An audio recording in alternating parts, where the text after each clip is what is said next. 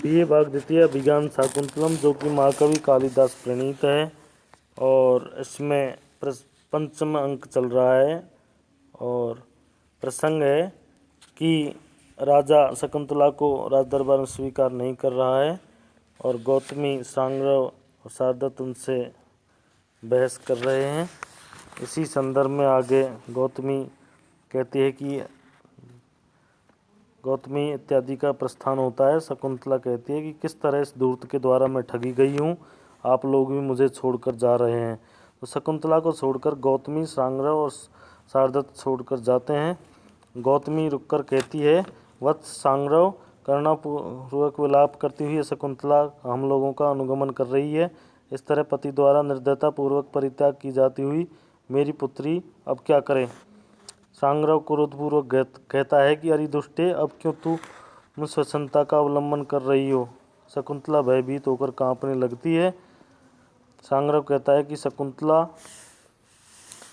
यदि यथा वदति स्थिति पस्तथा त्वमसि किं पितुरुत्कुलयः त्वया अथ तु वेत्सि शुचि व्रत आत्मनः पतिकुले तव दास्यमपि क्षममः। राजा दुष्यंत जैसा कहता है, यदि तुम वैसी ही हो तो कुल मर्यादा से भ्रष्ट तुझसे पिता कर्ण को भी क्या प्रयोजन है। यदि तुम अपने आचरण को पवित्र समझती हो तो पति के परिवार में तुम्हारी दासता भी उचित है। गौतमी आदि का अनुगमन करने पर शकुंतला को सांग्रव रोकता हुआ कहता है कि जैसा ही राजा कहता है, यदि तुम वैसी ही स्वच्छंदचारिणी हो, अर्थात दुष्यंत द्वारा परिणीत नहीं हो और अवैध गर्भ को धारण कर रही हो, तो पिता की कुल मर्यादा का उल्लंघन करने वाली होने से उनका तुमसे क्या प्रयोजन है। अर्थात महर्षि कर्ण भी तुमसे अपना संबंध नहीं रखना चाहेंगे।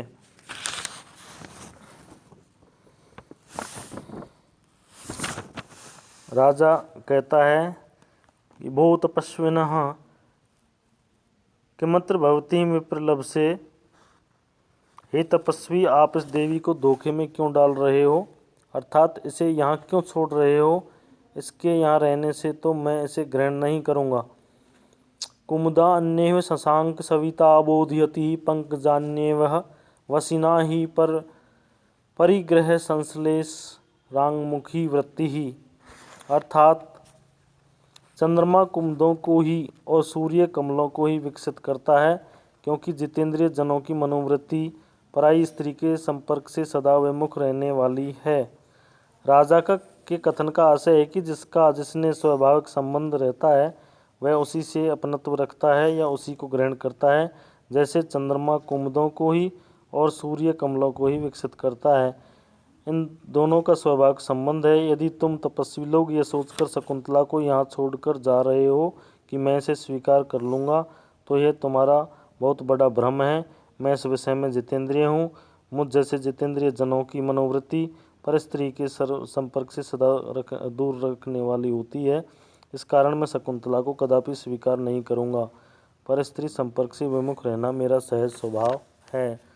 सांग्रव कहता है कि जब आप पूर्व घटित प्रसंग को अन्य रानियों या स्त्री में आसक्त रहने से भूल गए हो, अर्थात शकुंतला के साथ किए गए गांधर्व विवाह को भूल गए हो, तो आपको अधर्म से डर कैसा। राजा कहता है कि पुरोहित से कि अब मैं इस संबंध में आपसे ही गुरु लाघव की बात, अर्थात कौन सा काम अनुचित और कौन सा उचित है, पूछता हूँ। मूढ़ श्याम हमेशा वा वेदन मिथ्येति संशये दार त्यागी भवाम्याम हो पर स्त्री संपर्क पांसुलह। अर्थात मैं विस्मरणीय बुद्धि वाला हो गया हूँ अथवा शकुंतला सत्य बोल रही है। इस संशय की दशा में मैं पत्नी का परित्याग करने वाला अथवा परस्त्री के स्पर्श से कलंकित हूँ। पुरोहित सोचकर कहता है कि यदि ऐसा है तो इस प्रकार कीजिए कि यह देवी शकुंतला संतान उत्पत्ति काल तक मेरे घर में रहे। यदि आप पूछें कि ऐसा क्यों कह रहे हो, तो मेरा उत्तर है कि ऋषियों ने पहले ही आपको यह आशीर्वाद दिया था कि आप सर्वप्रथम ही चक्रवर्ती पुत्र को जन्म देंगे, अर्थात आपका पुत्र चक्रवर्ती होगा। यदि यह कण्वमुनि का दौहित्र पुत्री का पुत्र अर्थात शकुंतला का पुत्र चक्रवर्ती के लक्षणों से युक्त होगा, तो तब आप इस शकुंतला को अभिनंदित करके अंतःपुर में प्रवेश कराइएगा, परंतु इसके विपरीत हो जाने पर तो इसको अपने पिता के पास भेजना निश्चित रहेगा। राजा कहता है कि जैसा आप गुरुजनों को उचित जान पड़े। पुरोहित पुत्री मेरे पीछे आओ। शकुंतला भगवती पृथ्वी मुझे अपने भीतर स्थान दो, अर्थात धरती फट जावे और मैं उसमें प्रविष्ट होकर विनष्ट हो जाऊं, यह कहकर रोती हुई प्रस्थान करती है। तपस्वियों और पुरोहितों के साथ निकल जाती है। राजा साप के कारण विलुप्त स्मृति वाला होकर शकुंतला के विषय में ही सोचता है। नेपथ से आवाज आती है कि आश्चर्य है, आश्चर्य है। राजा न जाने क्या बात हो गई। प्रवेश करके पुरोहित बोलता है विस्मय के साथ, महाराज बड़ी अद्भुत बात हो गई। वह क्या? पुरोहित बोलता है कि कर्ण और शिष्यों के लौट जाने पर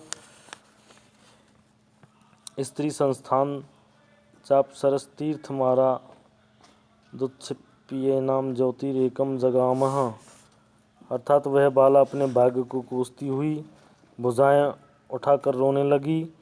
तब अप्सरा तीर्थ के पास ही स्त्री जैसे शरीर अवयवों को धारण करने वाला एक तेज पुंज उसे उठाकर चला गया।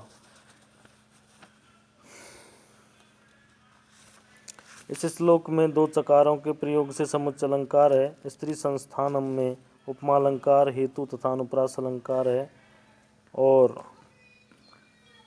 वैदर्भी रीति और सालनी छंद है।